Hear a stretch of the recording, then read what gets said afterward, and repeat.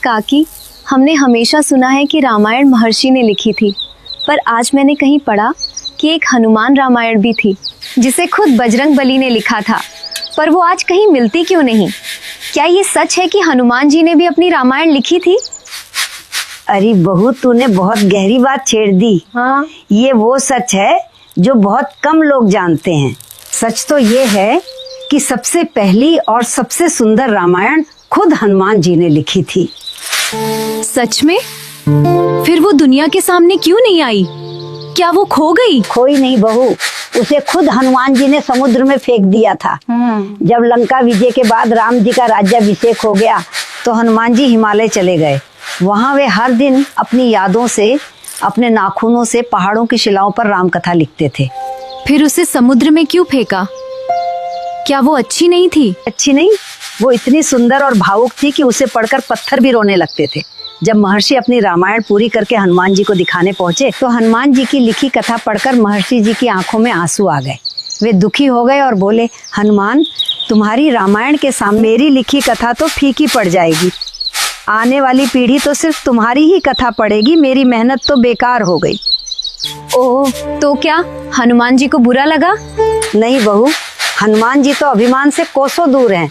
उन्होंने देखा कि उनके गुरु भाई दुखी हैं। उन्होंने एक पल भी नहीं सोचा। एक कंधे पर वो भारी शिला उठाई और दूसरे हाथ में महर्षि जी को ले देकर समुद्र के बीचों बीच गए। वहां उन्होंने अपनी लिखी वो अद्भुत रामायण समुद्र में विसर्जित कर दी और कहा, ऋषिवर, मुझे नाम की भूख नहीं है। मेरे राम तो मेरे हृदय में हैं। पत्थर पर लिखी कथा रहे न रहे, क्या फर्क पड़ता है। काकी, इतना बड़ा त्याग! आज के लोग तो छोटी सी चीज के लिए अपना नाम ढूंढते हैं, और हनुमान जी ने पूरी रामायण ही त्याग दी। यही तो भक्ति है लाडो। कहते हैं कि आज भी समुद्र की गहराई में वो शिलाएं मौजूद हैं, और जो अध्यात्म रामायण हम पढ़ते हैं उसके कुछ अंश उसी हनुमान रामायण से प्रेरित हैं।